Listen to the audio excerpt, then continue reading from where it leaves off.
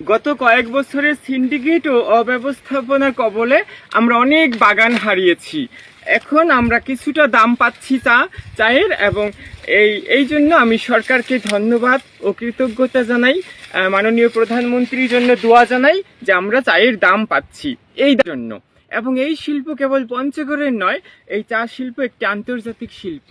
তো সরকারকে আমি একটি খোলা মতামত জানাবো যে আমাদের অঞ্চল যেমন শিক্ষায় পিছিয়ে, চিকিৎসায় পিছিয়ে, ভালো চিকিৎসাঙ্গন নেই, শিক্ষাঙ্গন নেই, ঠিক সেই সময় এই যে চা শিল্পের উন্নয়ন আবার এসেছে, এই উন্নয়ন থেকে কি শিক্ষায় চিকিৎসা এগিয়ে নেওয়া যায় না? এবং অন্যান্য অঞ্চলে তাদের যে উৎপাদনগুলো আছে সেখান থেকে তাদের অন্যান্য দিকে এগিয়ে নেওয়া যায়। যে এলাকা ধান প্রধান, যে এলাকা পাট প্রধান, অন্যান্য মাছ প্রধান, তাদের শিল্পগুলোকে অন্যান্য দিকে এগিয়ে নেওয়া যায় কিন্তু। তো এই মতামতটা প্রকাশ করলাম সবার জন্য, বিরোধী বলুন, আমাদের মতো চাষি কৃষক বলুন, সবার জন্য। আমি একজন বই পড়ানো মানুষ, পরিবেশ কর্মী এবং সামান্য চা চাষি।